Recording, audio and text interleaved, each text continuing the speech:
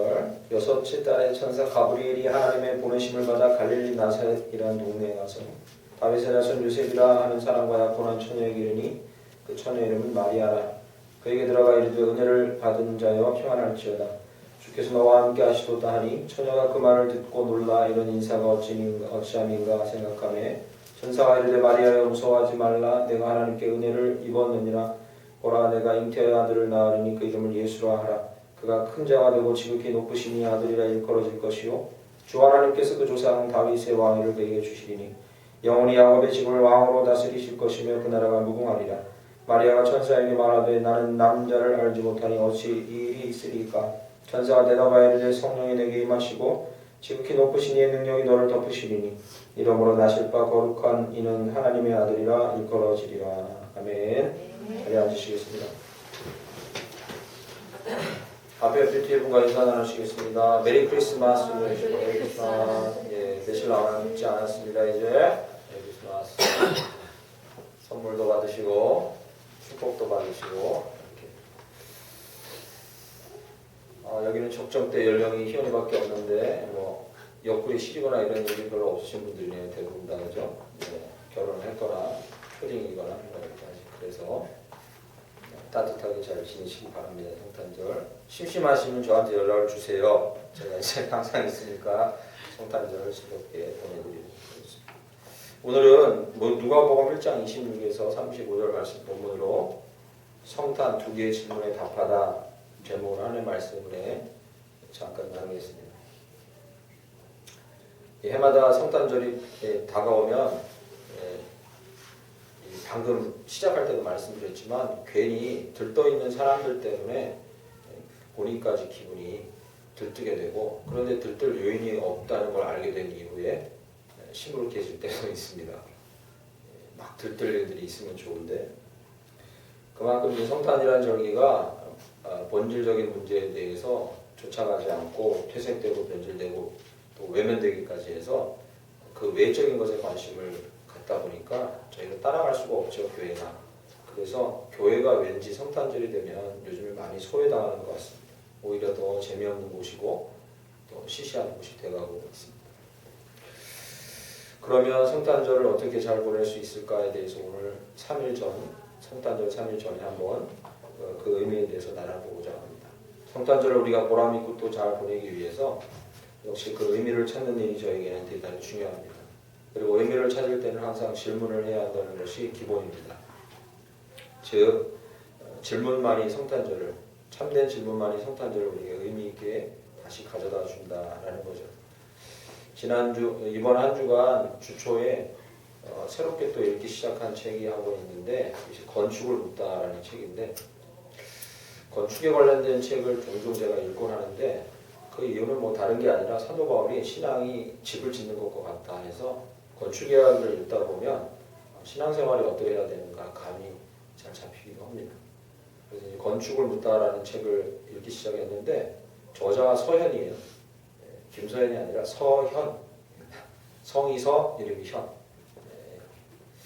하여튼 건축을 묻다라는 책을 읽는데 그 서론 부분부터 이 책이 범상치 않은 책이구나라는 걸 느꼈는데 서론 부분에 아주 저희가 잘 알지만 다시 생각해 볼 만한 글귀가 하나 나와요. 만약 건축이 무엇인가, 교회가 무엇인가, 의자가 무엇인가, 인생이 무엇인가 라고 하는 질문을 받을 때 그 질문을 접할 때 그것은 객관적인 답이 이미 있는 겁니다. 그렇죠? 성탄절은 뭐냐면 예수님 태어나신 날, 그 절기죠. 기념하는 절기입니다. 이렇게 객관적인 대답은 다 있어요. 의자가 무엇입니까? 나무나 플라스틱이나 각종 재료로 만들어진 사람이 앉는 것이에요. 이런 객관적인 질문에 대한 대답을 요구하는 그런 차원에서 이 질문을 바라보면 그것은 이미 네이버를 찾아보면 다 나옵니다. 그런데 이 사람이 주장하고 싶은 건 무엇은 무엇입니까? 즉 인생은 무엇입니까? 건축은 무엇입니까? 라고 물을 때 그 질문은 이렇게 받아들여야 실효성이 있는 우리의 삶에 실효성 있는 대답을 얻을 수 있다고 말하는데 만약 건축은 무엇이냐라고 질문할 때 그 질문은 그 질문을 던지는 사람이 누군가에 대한 질문입니다. 즉 건축은 당신에게 무슨 의미를 갖습니까? 라는 거죠. 이미 그러한 전제를 가지고 질문을 던지는 거예요. 이런 질문을 던지는 사람은. 그렇죠? 요즘에는 그냥 컴퓨터 찾아보면 금방 아니까 이런 질문을 남에게 진지하게 던지지 않아요. 그럴 필요도 없습니다, 사실. 그런데 성탄절이 무엇입니까? 라고 질문을 던질 때 그것은 성탄절을 몰라서 던지는 질문이 아니라 성탄절은 당신에게 무슨 의미를 갖습니까? 라는 질문인 거죠. 그리고 성탄절의 당신은 누구이며 어떻게 성탄절을 보내고 싶고 누구이고 싶습니까? 라는 그런 식의 질문인 거죠. 이 사람도 시책을 시작하면서 건축에 대해서 묻고 있는데 건축은 무엇입니까? 라는 질문이 나에게 글을 쓰고 있는 자기에게 건축이 무엇인가를 집요하게 찾아가면서 참 깊이 들어가더라고요. 우리는 성탄절과 성탄의 의미에 대해서 2019년 새롭게 깨달으려면 성탄절은 무엇인가에 대한 질문을 저에게 다시 해야 합니다. 매년 해야 합니다. 그리고 그것은 매년 새로울 것입니다. 2019년에 과연 저희에게 성탄은 무슨 의미인가에 대해서 오늘 본문에 길지 않은 이 본문에 나와 있는 두 개의 질문이 등장하는데 이 질문을 가지고 예수님이 태어났던 바로 그 당시에 이 성탄절을 향한 두 가지의 질문을 가지고 성탄절에 대한 바른 질문과 그에 대한 대답을 살펴보면서 저희는 과연 남이 상관없습니다. 내 개인이 성탄절을 어떻게 생각하는지에 대한 질문을 던지고 바른 대답들을 2019년 찾아갔으면 합니다. 여러분 각자가 찾게 되길 간절히 축원합니다. 오늘은 그 모델을 두 가지 알려드릴 뿐인 거죠. 여러분과 제 자신에게 어떤 대답이 돌아가야 하냐. 첫 번째는 이것입니다. 저희 모두가 알듯이 예수님은 마리아에게서 태어났습니다. 모르시는 분 계십니까? 없어요. 교회 안 다니는 사람도 다 압니다. 예수님은 마리아에게서 태어났습니다. 가브리엘이 마리아에게 찾아왔고 천사 가브리엘이 마리아에게 예수님이 잉태되고 당신 몸에서 태어날 것이라는 것을 예언해 주는 본문이 오늘 본문 말씀입니다. 지금이야 천주교에서 마리아를 성자처럼 취급하고 죄가 없습니다. 마리아는 죄가 없다고 얘기합니다. 천주교에서는 그런 식으로 얘기해요. 그러니까 무죄하다 하죠. 그러니까 우리와는 다른 인간 취급을 합니다. 그렇게까지 성인으로 추앙하고 섬기기까지 하는데 극도로 존중하고 섬기기까지 하는데 이 수태고지 즉 천사 가브리엘이 마리아에게 예수님이 당신 몸에 잉태됐다는 걸 알려주러 온 이 장면에 대한 묘사나 그림들을 보면 실제로 그 예수님이 태어나던 상황, 누가복음 1장 26절의 상황은 전혀 그렇지 않았다는 걸 저희가 알 수 있습니다. 그래서 제가 한 3년 전인가 4년 전에 주보에다가 왜 기독교 성화들을 올린 적이 있는데 기억나십니까? 거기 수태고지 그림 몇 개를 제가 올려놨습니다. 혹시 기억나십니까?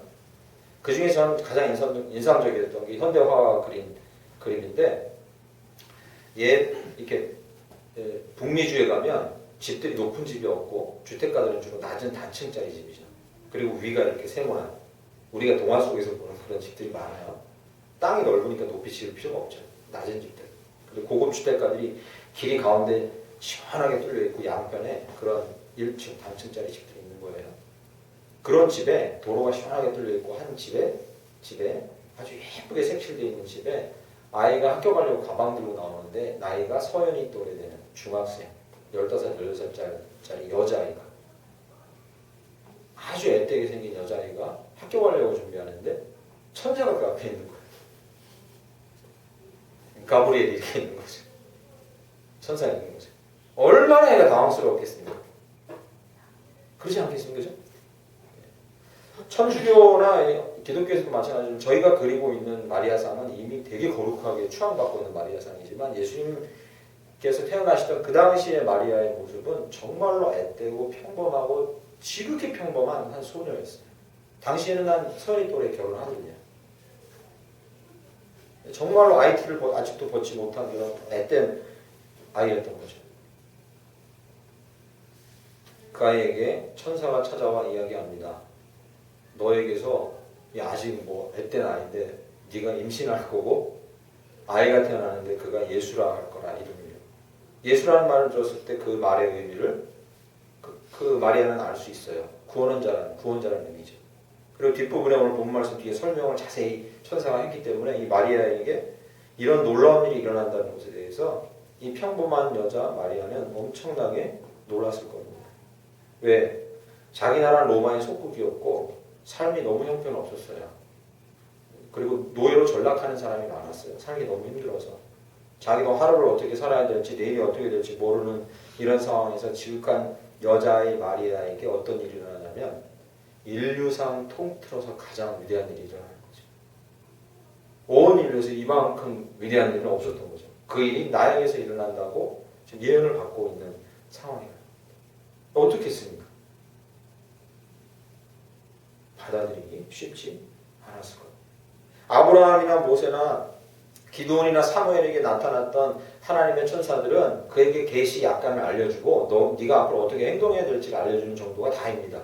그러나 마리아에게 나타났던 천사는 뭐라 하냐면 바로 네 몸에 예수께서 임할 거라고 말씀해 주셨다. 그러면 이렇게 이제 질문하는 게 당연합니다. 어떻게 질문하시겠습니까? 여러분 16살에 뭐하고 계셨습니까? 저는 이제 이 말씀을 반추하고 우리 서연이 또래를 생각하고 제가 제 또래 뭐 했을까? 영어 단어 안 외워가면 앞에 나와서 빠따 맞을 거 염려하면서 영어 단어집을 옆에 끼고 버스를 타고 삼성교로 학교를 가려고 홍대부중을 가려고 부지런히 뛰어가던 제 모습을 기억합니다. 딱 그랬어요. 뭐 하나님에 대해서 알긴 알았지만 그분을 이렇게 깊이 만나보거나 또는 경험해 본 적이 아무것도 없고 그냥 놀기 좋아하는 아이였어요. 학교 끝나면 저녁 7시까지 농구를 하다가 운동장에서 아이들이랑 뛰놀다가 늦은 버스를 타고 집에 오는 그런 아이였어요. 근데 만약에 그런 저한테 천사가 임해서 이런 예언을 한다면 제 마음에 어떤 느낌이었을까? 무슨 질문을 했을까라는 거죠. 여기 마리아의 질문을 보십시오. 보시죠. 29절. 처녀가 그 말을 듣고 놀라 이런 인사가 어찌민가 생각하며 이렇게 써있죠. 이게 마리아의 첫 질문이에요. 이런 인사가 어찌함인가 이게 뭡니까? 말 그대로예요. 인사, greeting, welcome, 웰컴이 아니라 hello. 그거 얘기하는 거예요. 인사. 다른 말이 아니에요. 그냥 인사예요. 뭐냐면 천사 가브리엘이요. 나에게 이렇게 말을 걸어주시다니요. 이런 황홀함인 거예요. 우선. 그리고 당황스러움인 거죠. 왜 나에게? 이런 의미예요. 아니 이 세상에 많은 사람들인데 왜 나에게?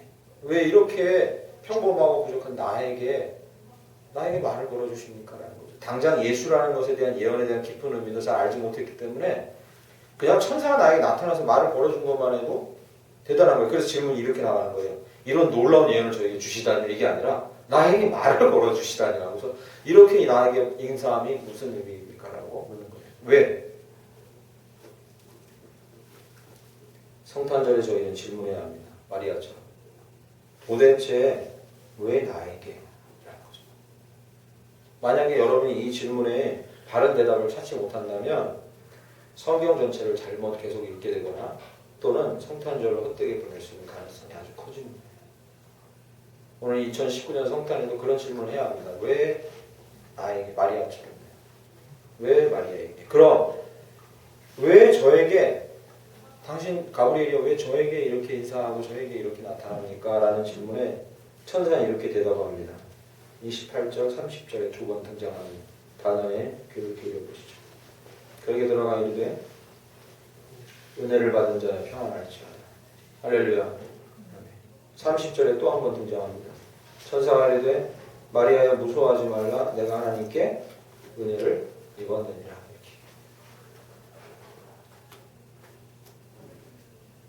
천사가 내 앞에 나타났고 내가 이런 칭찬을 받을 만하면 내가 예수를 잉태할 자인가에 대한 대답에 아무리 찾아봐도 그럴 이유를 찾지 못하는 마리아에게 한 천사의 대답인 것입니다.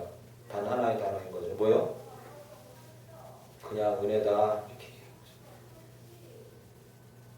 이건 하나님의 은혜다라고 얘기하는 거죠. 죄송합니다. 리모컨 하고 계시면 저 온도 조금만 올려주세요. 참기온이 여기까지 막 오네요. 22도까지 올려주세요.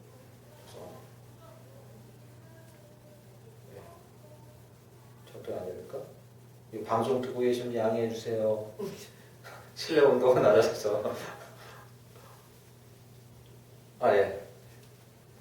뭐라고 말하냐면 천사가 그냥 은혜다 이렇게 얘기해요. 신학적인 표현으로 말하면 이것은 뭐냐면 주권적인 은혜라고 얘기합니다. 우리는 아무것도 할 수도 없고 한 것도 없고 그리고 칭찬을 받을 만한 이유도 없고 이렇게 선택받을 만한 아무런 이유가 없는데 뭐요? 하나님의 자신의 주권으로 그냥 선택하는 은혜라는 거죠. 할렐루야. 그렇게 되는 겁니다. 저와 여러분은 이 성탄절에 하나님께 물어야 합니다. 뭐라고요? 많아요 물을 거. 잘 들으세요. 그리고 한번 성탄절이 가기 전에 물어보세요. 왜 저를 구원하셨습니까? 왜 저를 교회에 부르시고 왜 저를 하나님의 자녀로 살게 하십니까? 왜 저를 위해 예수를 주셨고 왜 저를 예수 알게 하셔서 예수님 사랑으로 이렇게 살게 하십니까? 우리 물어야 합니다. 이 성탄절에 다시 물어야 합니다. 그렇게 묻지 않는 사람들은 필히 이렇게 확신을 갖고 있다고 저는 감히 조심스럽게 믿습니다. 뭐요? 나 정도면 저 사람보다는 구원받을 자격이 있는 거지. 나는 쟤보다 좀 착하지. 나는 저 사람보다 하나님 열심히 섬기려고 애써 힘썼으니까 당연히 내가 저 사람보다 더 잘 되는 게 좀 당연하지. 성탄절은 그런 우리의 마음 가운데 판단이나 의식을 다 내려놓고 이렇게 묻는 절기입니다. 왜 저에게 오셔서 당신을 알게 하시고 구원자 예수를 주시고 저를 하나님의 백성을 살아가게 하십니까? 그것을 묻는 절기입니다. 진지하게. 그리고 하나님은 우리에게 대답하실 것입니다. 뭐라고요? 나의 은혜다 라고. 그저 내 은혜다라고 대답하시고. 그러므로 성탄절을 다시 정의하면 어떤 절기냐면 잘 들어보십시오. 성탄절은 가장 평범한 자들이 은혜를 입는 때입니다. 할렐루야. 가장 평범한 자들이 하나님의 은혜를 입고 살아가는 것을 되새기는 때입니다.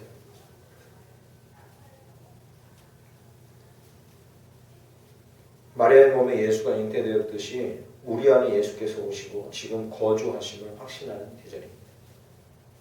하나님의 은혜로. 아무 이유 없이 그저 은혜로. 그래서 사람들이 성탄절날 이렇게 노래하는 거예요. 자기도 모르는 채 노래하는 거죠. 하늘의 영광 땅에는 평화. 이 놀랍고 기쁜 계절이라고 자기도 모르는 채로 외치는 거예요. 그들이 모든 사람들이 즐거워하고 기뻐하는 절기의 이유가 무엇입니까? 그들에게도 그들도 은혜를 입을 가능성이 있는 것을 확신시켜주는 절기입니다. 다른 절기가 아닌 거죠. 지금 내게도 충분히 그런 은혜가 가능하다고 믿게 하는 절기인 거죠. 어제 내가 어떠했던 그것이 내일의 나를 규정할 수 없다고 믿으면 얼마나 사람은 소망을 가질 수 있겠습니까? 그렇지 않습니까? 다른 사람과 비교해서 내가 어떻다는 것에 집중하지 않고 나의 미래를 바라볼 수 있으면 얼마나 사람에게 소망이 있겠습니까? 그것을 확인하는 절기가 성탄의 절기인 줄 믿습니다. 길을 가다 보면 여러분 수원역 앞에 나가면 정말 많이 만나요. 수원역 앞에서 이제 그 수원역의 번화가를 한 2바퀴만 딱 뺑뺑 돌고 있으면요. 와서 복을 가지신 상입니다. 이 사람들을 4명 이상 만나요. 집중돼 있었다고 엄청나게 많이 나와요. 저는 심지어 그런 얘기 자주 듣거든요. 수원역에 종종 나가는데. 근데 들었던 그 얘기를 해줬던 사람 중에 가장 고맙기도 하고 야, 이 사람 눈썰미가 제법인데라고 느꼈던 사람이 잠깐 스쳐가는 그 와중에 저한테 복이 있는 상입니다. 그래서 제가 웃으면서 저는 안 통해요 저한테 하고 지나가는데 그 다음 말이 저의 마음을 울렸어요. 그래서 잘못하면 그 사람하고 길게 얘기할 뻔했거든요. 뭐라 하냐면 왼쪽 귀에 점 있네요. 이게 그 짧은 시간에 저의 왼쪽 귀에 있는 점을 발견하고 와, 이 사람 엄청나게 노력하는구나 진짜. 그 짧은 순간에 나의 모든 걸 뚫어지게 보고 있어. 왼쪽 귀에 점 있습니다. 독특하시네요. 한번 저랑 얘기해 보시죠. 얘기할 가치가 없다고 저도 믿고 있지만 그러나 기분은 되게 좋아요. 기분 되게 좋아요. 저를 알아봐주고 저에 대해서 꼼꼼하게 살펴봐줬다는 것만 해도 이게 엄청난 이게 기분 좋은 일이에요. 기분 좋습니다. 하물며 온 세상과 우주의 주인이신 주님께서 나에게 은혜를 베푸셨다는 것을 확인하는 이 성탄절은 그저 이유 없이 나를 선택해 주셨다는 것은 그것을 확인하는 것은 이 성탄절이 갖고 있는 가장 큰 의미이고 이거보다 더 큰 의미가 없어요. 예수님이 역사적으로 그때 태어난 걸 어떻게 믿느냐, 뭐 그 신학적인 의미가 뭐냐 이런 걸 따지기 전에 주님께서 나에게 주신 은혜가 무엇인지를 그냥 깨닫는 것만 해도 이 성탄절은 가장 놀라운 것이죠. 그러므로 이 성탄절이 지나가기 전에 나에게 얼마나 큰 은혜가 임했는지 성탄절이 그냥 옆으로 지나가는 것을 방관하지 마시고 놓치지 말고 그 은혜를 붙드시길 간절히 축원합니다. 생각해 보세요. 이제 기회를 드리겠습니다. 오늘 돌아가셔서 성탄절까지 여러분이 겪었던 성탄절 중에 여러분에게 정말 큰 은혜가 임했던, 나는 은혜 받고 있는 사람이구나라는 것이 느껴졌던, 아무 이유 없이 내가 은혜 받았구나라는 걸 느꼈던 성탄절이 언제인지 한번 추억해 보시고 다시 올해도 그렇게 그런 성탄을 기대했으면 좋겠습니다. 저는 이제 어저께 설교 준비하다 가만히 생각해 봤는데 떠오르는 게 하나 있어요. 뭐 교회에서 제가 교육부 담당 목사로 막 성탄의 행사들을 막 되게 거창하게 진행했을 때 그럴 때가 아닙니다. 그때 피곤했어요. 오히려 되게 피곤했어요. 그럴 때가 아닙니다. 언제였나 가만히 반추해 보니까 언제였냐면요. 제가 고등학교 2학년 때 다니던 한 작은 개척교회에서 첨탑이 아주 예쁜 교회였는데 그 첨탑 방 위에서 저희 고등학교 2학년 때 동창들이, 그때 동기들이 한 7, 8명이 여자애 남자애 섞여서 8명 정도가 그 첨탑방에서, 여러분 아실 거예요. 그 담요 이렇게 딱 깔아놓고 밑에 전기온도를 켜놓고 담요 안에다가 다리랑 손 집어넣고 서로 이렇게 마주보고서 막 가슴도 좀 설레고 뛰면서 그때 뭘 했냐면 앞으로 네 꿈이 뭐냐고 물어봤었어요. 그리고 그때 이야기했던 그 꿈들이 다 기억나요. 거기 앉아있었던 아이들이 지금도 다 저의 친구들이고 오래된 친구들이고 그 꿈이 기억나요. 그런데 거기 앉아있었던 아이 중에 부자가 한 명도 없었고 집이 잘 사는 아이가 한 명도 없었고 공부를 특출나게 잘하는 아이가 한 명도 없었어요. 그런데도 그 꾸고 있는 꿈들이 되게 놀랍고 벅찬 것들이었어요. 그래서 제가 그때를 회상하면서 왜 그렇게 겁도 없이 그런 얘기들을 막 던지고 했을까 하는 건 딱 하나밖에 없는 것 같아요. 회상하면서. 뭐냐면 우리가 하나님의 은혜를 누리고 있는 자라는 걸 나름대로 즐기고 있었던 거예요.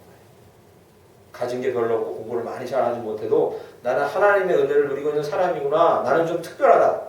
세상적으로 다른 아이들이 성탄절을 어떻게 보내는지와 다른 특별한 사람이다라는 걸 스스로 알고 있었던 거예요. 하나님께 은혜를 누리고 있다는 거. 그 중에 사업가라는 꿈을 얘기한 아이도 있고 비행기 조종사 이야기한 아이도 있고 목사, 저처럼 목사를 이야기하는 아이도 있습니다.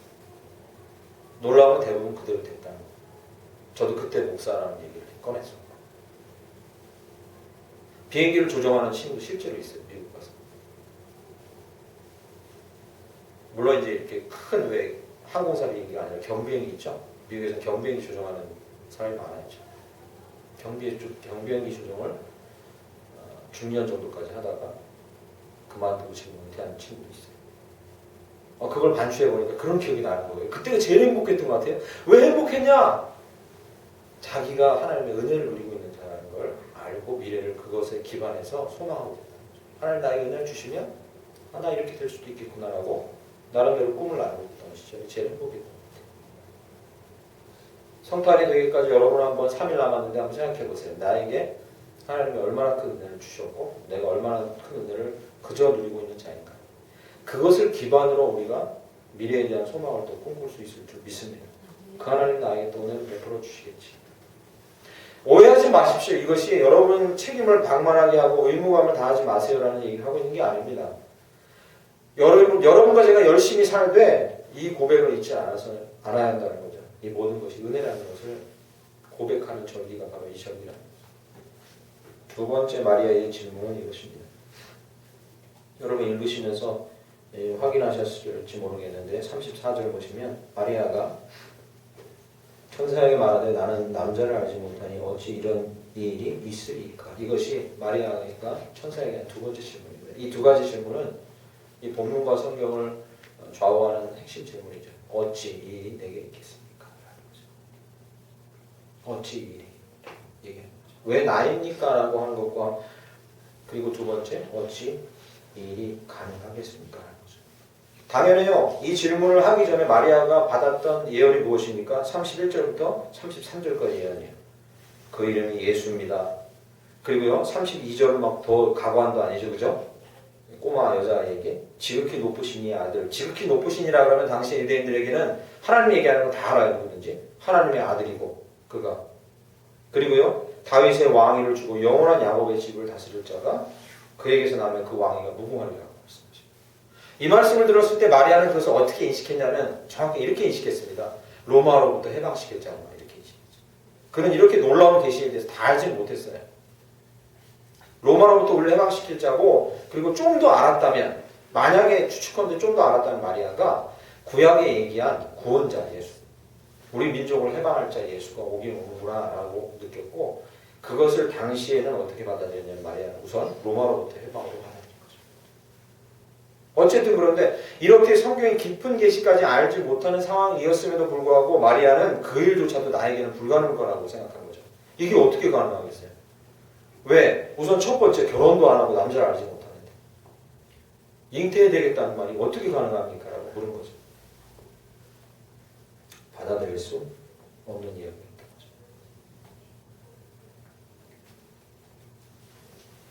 천사의 대답은 명확합니다. 35절.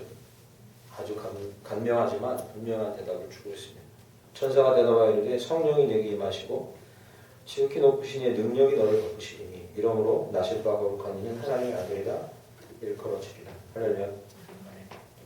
여기서 이제 성경을 관통하는 하나의 단어가 또 등장하죠. 그것이 성령입니다. 성령 하나님이 이것을 다 가능하게 할 것이다. 가능하게 했습니까? 아멘.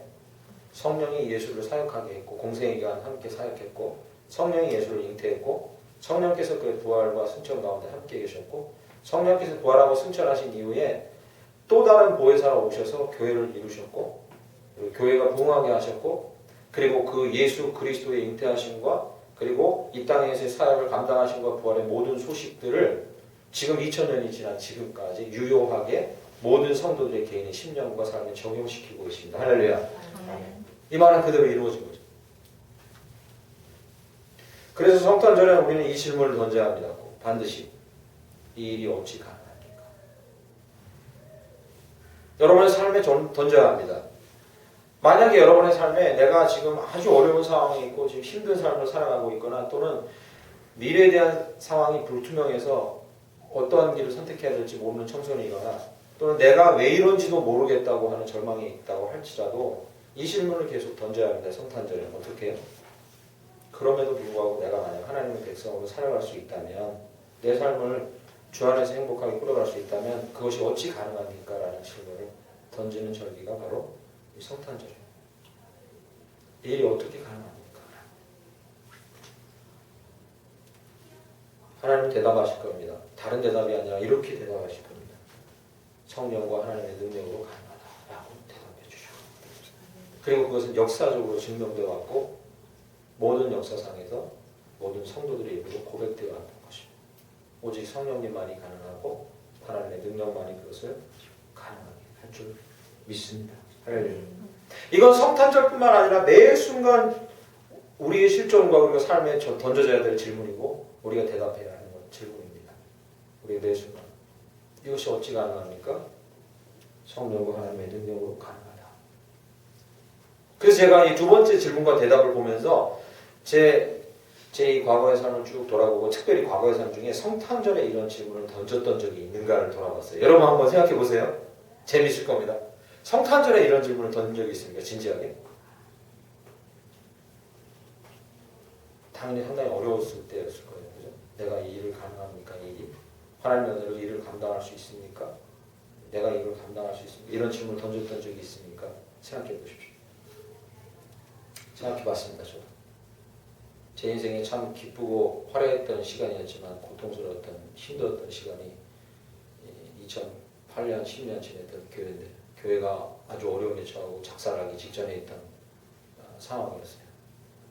근데 이제 담임 목사님이 이미 이제 떠나시고 교회가 되게 혼란스러운 상황 가운데 있었는데 하나님께 저에게 새로운 길에 대해서 말씀하시고 또 옮기라 하시는 것이었어요. 성도들한테 미안하죠. 떠나야 되는 상황이었어요. 근데 그때 떠나기 직전에 교육부 담당 목사가 사라졌다고 제가 원래 교구 담당을 하고 있었는데 교육부 성탄 행사를 진행해야 된다고 저한테 수석 목사님이 명을 했어요. 황당하죠. 왜냐하면 마음에 기쁨이 없어. 이 성탄절을 지내야 되는데 상황이 교회가 너무 안 좋으니까 이게 뭘 하려고 하는데 의욕도 없고 마음도 없어요. 그런데 이제 교육부 행사를 해야 돼요. 그 앞에서. 기쁘다 구주 막 이런 거 하고 막 이게 유치부부터 시작해가지고 뭐 작년부까지 발표 행사를 해야 되고 제법 교회가 컸기 때문에 일이 되게 큰 일이었어요. 그때 이 질문을 진지하게 던졌던 것 같습니다. 최근 일을 거슬러서 반추해 보면 이게 가장 곤란했던 상황이에요. 기쁘지 않은데 기쁜 성탄을 행사를 해야 한다. 그러면서 제가 계속 그 질문을 던졌어요. 그리고 저는 교육부를 맡아본 적이 없어요. 총괄을. 청년부만 계속 하다가 교구를 했기 때문에 교육부라는 거 전체를 해본 적이 없어서 그때 질문을 던졌어요. 하나님께. 이게 행사가 제법 크고 할 일이 많은데 제가 할 수 있습니까? 하나님께서 하나님의 독생자 예수가 태어나셨고 성탄절을 기쁘고 즐겁게 축하해야 되는 시간인데 제가 의욕이 없고 기쁨이 없는데 이걸 어떻게 할 수 있습니까? 라는 게 제 마음에 큰 갈등이었습니다. 심한 갈등이었어요. 그때 일을 생각해보면 그때도 여전히 하나님께서 동일한 대답을 주셨다고 저는 믿습니다. 네가 하는 게 아니니까 마음과 몸에 힘을 빼고 겸손하게 동역자들에게 부탁하고 그리고 무엇보다도 궁극적으로 성령께서 너의 마음을 기쁘게 하시고 우리 성도들의 마음, 즉 교회가 혼란에 빠져 있는데 그 교회를 지키시고 인도하시는 성령님께서 그들을 위로하실 것이라는 신뢰를 가져야 할 거다라는 마음을 주셨어요. 그리고 아주 잘 감당했어요. 참 복되고 아름답게 했던 것 같아요. 즐겁게 진행했던 것 같습니다. 성탄절을 맞이하면서 저와 여러분은 두 가지 질문을 하나님 앞에 그리고 저희 자신에게 던져야 할 줄 믿습니다. 어째서 저입니까? 답은 뭐예요? 오직 은혜이기 때문에. 이 일이 어떻게 가능합니까? 나에게 성령과 하나님의 능력으로 가능합니다. 이 대답을 이 성탄절날 다시 확인하셔야 돼요. 그렇게 이 성탄의 두 개의 질문에 하나님으로부터 답을 얻음으로 참으로 복되고 기쁜 성탄을 맞이하시길 간절히 축원합니다. 찬양하고 잠시 기도합니다. 우리 앞전에 예배 전에 불렀던 찬양이요. 주님 우리와 동행하시고 성령께서 능력으로 함께 하신다는 걸 고백하며 찬양합니다. 나는 알아요. 나 기도할 때 주님 곁에